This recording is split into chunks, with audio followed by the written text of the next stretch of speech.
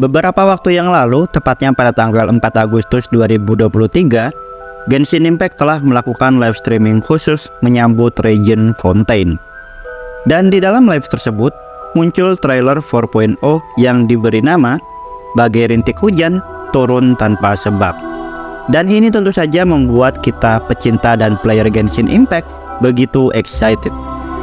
Di video ini gue cuma akan membahas trailernya saja. Untuk info lainnya seperti tentang banner wish karakter, event, dan yang lain-lainnya, mungkin bisa kalian cek di video orang lain saja. Oke, sebelum masuk ke pembahasan, mungkin banyak dari kalian yang kaget kenapa channel ini tiba-tiba membahas Genshin Impact. Alasan pertama adalah karena memang gue main gamenya. Gue main game ini dari versi 2.7 dan masih gue ikutin sampai sekarang.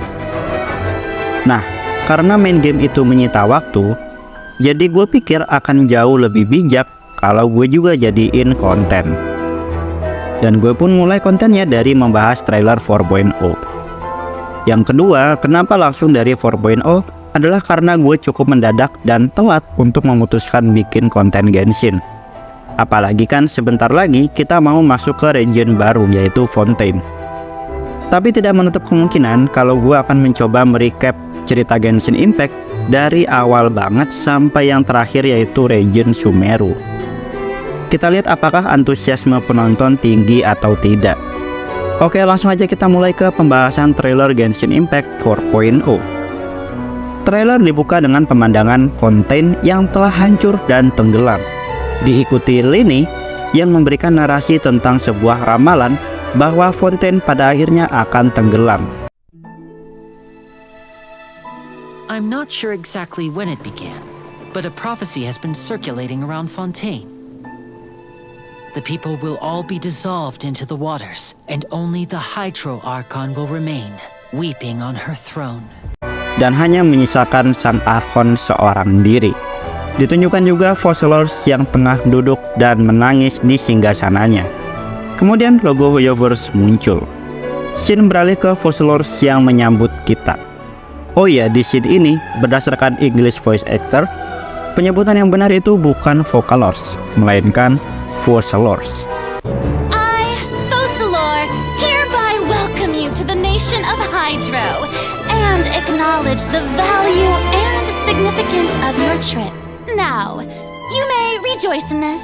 Lanjut, lokasi ditunjukkan seperti di sebuah menara atau mungkin juga mercusuar, karena kita bisa melihat ada kapal Sumeru, sehingga kemungkinan tempat ini juga termasuk pelabuhan.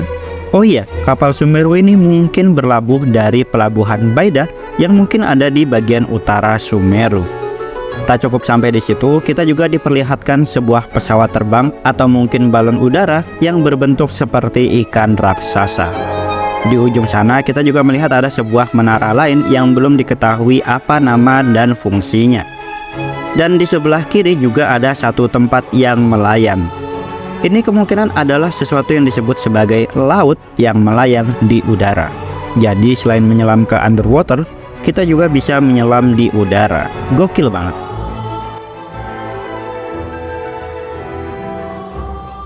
Setelah itu kita dibawa masuk dan melihat kota Fontaine. Dari luar kita melihat bahwa kota Fontaine ini seperti mengalami beberapa renovasi. Hal ini terlihat dari bagian dinding terluar kota yang cukup rendah, bahkan di sini seperti hancur habis terhantam sesuatu.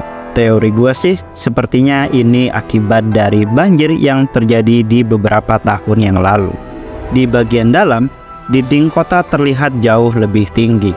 Hal ini mengindikasikan kalau mungkin level air laut telah mengalami kenaikan, sehingga pejabat negara atau dalam hal ini sang Hydro Archon dan Chief Justice mengambil kebijakan untuk membuat dinding baru yang lebih tinggi guna mencegah terjadinya banjir kembali. Kita akan bahas persoalan banjir ini nanti, sekalian membahas ramalan di awal video tadi ya. Setelah itu kita ditunjukkan sesuatu yang masih belum diketahui apa nama dan fungsinya. Namun kemungkinan selain sebuah monumen, ini juga adalah semacam pembangkit energi. Seperti yang kita ketahui, Fontaine adalah sebuah region yang memiliki teknologi paling canggih. Terbukti dengan banyaknya robot atau mecha di kota ini. Dan mungkin monumen ini adalah sumber energinya, begitu. Kita juga diperlihatkan Navia yang ditemani 2 bodyguardnya yang modis banget. Lalu kita juga ditunjukkan Steambird, sebuah kantor berita di Fontaine. Perlu diketahui juga kalau Steambird inilah yang meliput banyak kejadian di Teyvat. Salah satunya adalah kejadian Kazuha yang berhasil menahan Musou no Hitotachi-nya Raiden Shogun. Setelahnya ditunjukkan sebuah papan pengumuman sepertinya ya. Dan ada karakter seperti Navia, Lini, dan sekilas gue melihat Chlorinde. Betul gak sih penyebutannya? Setelahnya kita diperlihatkan sebuah pancuran air yang kemungkinan gedung di belakangnya ini adalah gedung opera Epicles, tempat Lini dan Lynette melakukan pertunjukan sulap. Karena setelahnya kita diperlihatkan Lini yang melakukan sulap memunculkan burung dari topinya.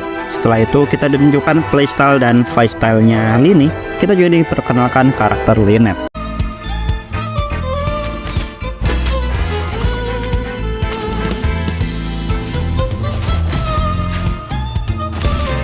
Step right up. And over here is my sister Lynette, who will be working as my wonderful assistant. Ta-da!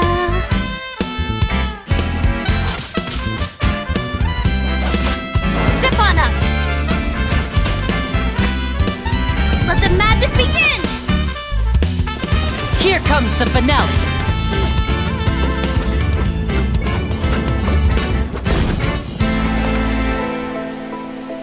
Setelah itu kita ditunjukkan sebuah tempat yang penuh dengan alat sulap. Teori gue sih ini bisa jadi sebuah lokasi di dalam bangunan di opera, atau bisa juga ini adalah sebuah domain. Lalu kita diperlihatkan sebuah tempat di dalam hutan Fontaine. Ada teori yang menyebutkan kalau tempat ini adalah tempatnya salah satu anggota Hexen Circle, yaitu Barbelot. Tapi bisa juga ini adalah lokasi yang berhubungan dengan makhluk Melusine. Setelah itu kita ditunjukkan elite boss baru yang akan kita butuhkan materialnya untuk Lini. Nah, tepat setelahnya kita ditunjukkan sebuah lokasi yang sepertinya adalah rumah bagi para Melusine. Kemudian ada juga sebuah tempat seperti church. Mungkin ini adalah lokasi untuk world quest, kayaknya ya. Lalu kita ditunjukkan karakter Freminet yang mungkin nantinya akan mengajarkan kita melakukan eksplorasi bawah laut.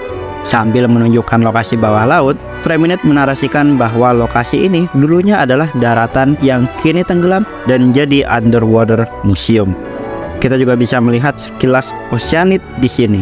Tidak jelas apakah ini Oceanid yang telah mati atau hanyalah sebuah monumen atau patung saja. Yang menarik adalah Freminet bilang entah kapan seluruh dunia pada akhirnya akan jadi bagian dari underwater museum. Beautiful creatures. I wonder how long before the rest of the world becomes part of this underwater museum too. Yang mungkin berkaitan dengan ramalan bencana di awal trailer. Setelahnya kita diperlihatkan kembali scene di awal trailer, namun kali ini tanpa Fossilors. Kamera mengambil sudut pandang seseorang yang melihat ke arah Traveler sambil bertanya, "Siapa aku?"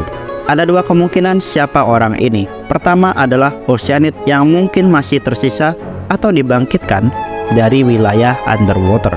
Teori kedua ini adalah kesadaran dari Hydro Archon lama. Seperti yang kita ketahui bersama, kalau Hydro Archon sebelum Fossilors tewas dalam bencana Cataclysm 500 tahun yang lalu, dia bertarung di Tunigi Hollow.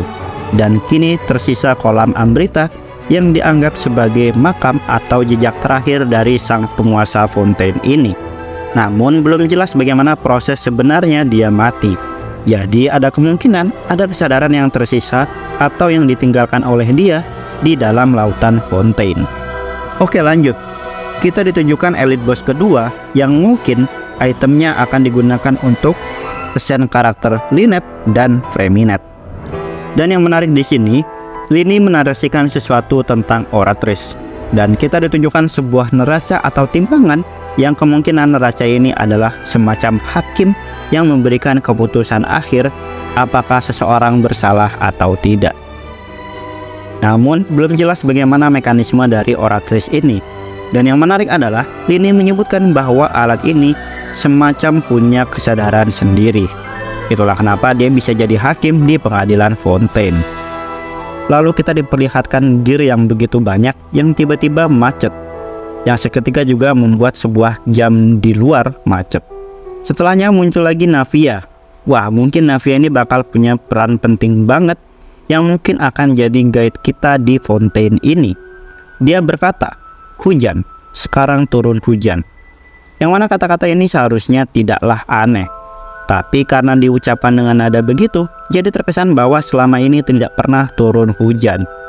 Setelah itu Lini melanjutkan narasinya dengan mengatakan bahwa kita harus menguak semua rahasia negara ini untuk bisa menghentikan bencana. Kemudian ditunjukkan karakter Lynette di dalam akuarium yang tiba-tiba menghilang. Dilanjut Paimon yang bertanya apakah itu bagian dari pertunjukan. Traveler melanjutkan, "Kau pasti bercanda." "Apa yang terjadi?" lanjut Paimon. "Gue sih ragu ya kalau scene dan kalimat ini saling berkaitan. Karena namanya juga trailer, bisa jadi satu scene disambung dengan scene lain yang tidak ada kaitannya atau tidak berhubungan satu sama lain." Setelahnya kita diperlihatkan karakter New Villette, aka Chief Justice, yang mengatakan bahwa proses peradilan akan segera dimulai. Scene lalu zoom out dan memperlihatkan Oratrice dan 6 robot lain yang dinamai Gardemek. Kalian pasti tertarik dengan dua warna yang berbeda dari masing-masing robot. Kita bahas setelah trailernya selesai ya. Oke, lanjut, kita langsung ada di sebuah scene yang memperlihatkan Chlorinde yang berjalan mengikuti para Gardamek.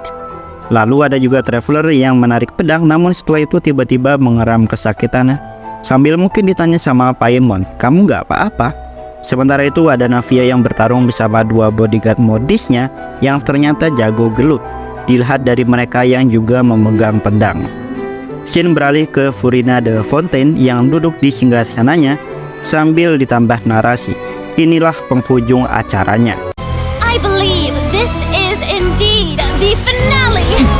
Tidak jelas finale yang dimaksud di sini apa. Lagi pula di sini nih dia tidak terlihat buka mulut.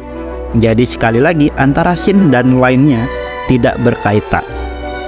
Lalu kembali lagi ke Chlorinde yang mengaktifkan elemennya di pedang Iron Sting miliknya. Apakah Chlorinde main EM ya?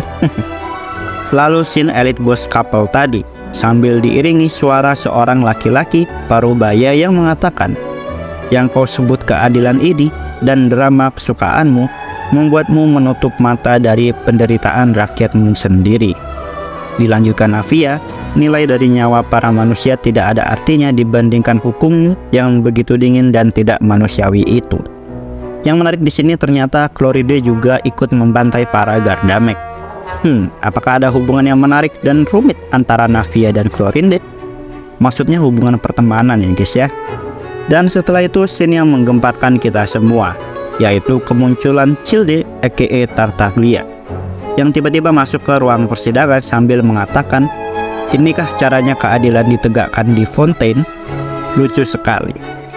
Lalu mengaktifkan delusionnya untuk melawan para Gardamek. Dan trailer pun ditutup dengan sebuah art yang memperlihatkan Traveler yang seperti berhadapan dengan Fossilors, diikuti Paimon, Navia, Lini, Lynette, dan Freminet. Lalu di bagian latar ada New Villette yang seperti mengawasi mereka semua. Oke, trailer selesai, mari kita bahas teori yang sangat menarik yang kemungkinan besar akan jadi masalah utama dari Archon Quest Fontaine, yakni sebuah ramalan bencana tenggelamnya seluruh Fontaine. Ada teori bahwa area underwater dulunya adalah daratan. Namun karena satu bencana, maka permukaan laut di Fontaine mengalami kenaikan yang signifikan, membuat daerah tersebut kini tenggelam. Itu juga yang mungkin jadi alasan kenapa ada banyak dinding yang mengelilingi kota Fontaine, di mana mungkin dulu pernah terjadi sebuah banjir yang melanda kota. Hal itu membuat mereka harus bersiap dan mengantisipasi jika banjir itu terjadi lagi dengan cara membangun dinding yang lebih tinggi. Nah, mungkin kita jadi bertanya-tanya, kenapa sebuah negara hydro malah memiliki masalah dengan air? Agak aneh kan? Karena seharusnya justru Archonnya bisa menekan sea level agar seluruh region tidak terkena bencana. Ada dua teori tentang hal ini. Pertama adalah efek dari kematian Hydro Archon lama. Bagaimanapun juga, sang Hydro Archon adalah bentuk dan wujud paling murni dari Hydro atau air. Sehingga ketika sang Archon mati, maka dirinya akan melepaskan air dalam jumlah yang sangat besar ke seluruh penjuru Teyvat. Seperti yang gue sebut di awal video, kalau kita belum tahu persisnya seperti apa sang Archon tewas. bisa jadi ketika dia mati, dia sempat untuk pulang ke Fontaine. Lalu jasadnya melebur jadi air dalam jumlah besar, sehingga menenggelamkan Fontaine. Tapi gue sendiri agak ragu dengan teori ini.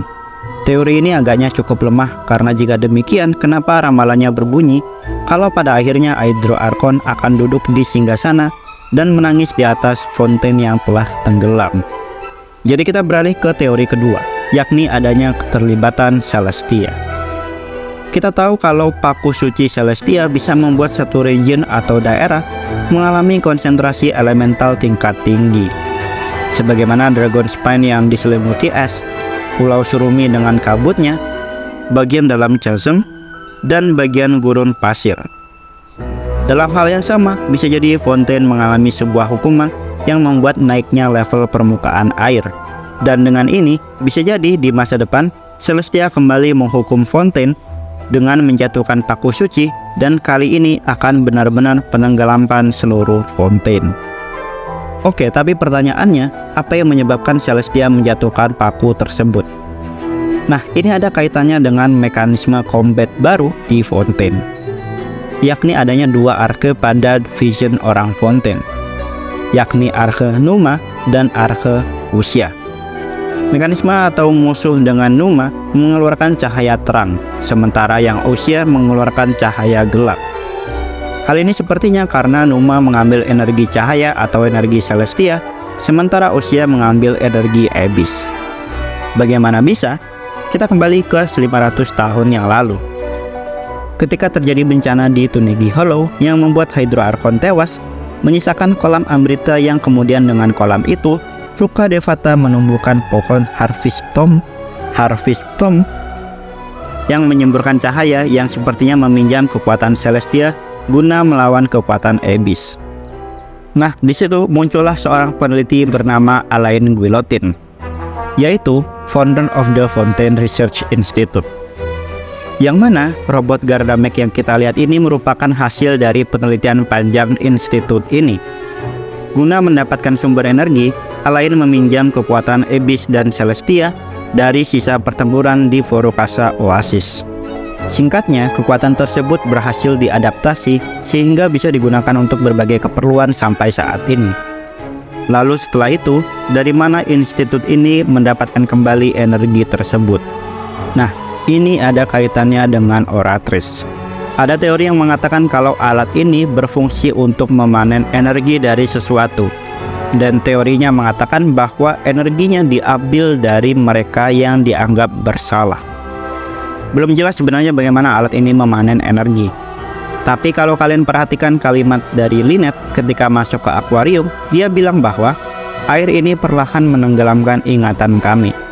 Tak lama lagi sampai kami pun juga tenggelam. Yang mana setelah itu dilanjutkan Lini yang bertanya-tanya cara kerja Oratrice ini. Dari sini ada kemungkinan bahwa dengan menghukum orang yang bersalah, maka alat itu memperoleh ingatan dari tersangka, yang kemudian ingatan tersebut dijadikan sumber energi untuk diproses. Nah, kalau kalian masih ingat di event terdahulu, bahwa NPC dari Fontaine banyak yang melakukan penelitian untuk mencari sumber energi alternatif. Karena kemungkinan Numa dan Usia kini energinya jadi langka karena jumlah terdakwa di pengadilan Fontaine semakin sedikit. Bagaimanapun juga kalau orang jahat terus diadili, maka jumlahnya akan terus berkurang. Hal inilah yang mungkin membuat pihak pengadilan jadi mengadili orang dengan membabi buta. Itulah kenapa ada teori yang bilang kalau Fontaine akan terbagi jadi dua faksi, yang setuju dan yang melawan pengadilan. Ini pun masih belum jawab sebenarnya kenapa Fontaine akan dijatuhi hukuman. Apakah karena penggunaan energi Abyss yang semakin banyak, atau karena penyalahgunaan wewenang pada pengadilan? Banyak pertanyaan yang belum terjawab sehingga gue cuma bisa bilang kita tunggu saja sampai 4.0 rilis. Bagaimanapun juga yang gue sebutin tadi hanyalah teori yang banyak bertebaran di internet. Bisa jadi benar, bisa juga keliru. Jadi buat kalian, apakah sudah siap menyambut Fontaine? Sudah menyiapkan Primo Gems yang cukup buat dapatin karakter-karakter Fontaine? Gak ada promosi ya guys ya. Dan yang paling penting, apakah gadget kalian masih sanggup untuk melibas map Fontaine? Dan sekian untuk video kita tentang pembahasan trailer Genshin Impact 4.0. Gue akan mencoba untuk terus keep up sama informasi soal Genshin Impact ini. Dan mungkin gue akan bikin video pembahasan lainnya ketika 4.0 rilis. Sehat terus buat kita semua biar kita bisa mainin terus game ini. Dan terima kasih yang sudah menonton. Gue pamit dulu. See ya.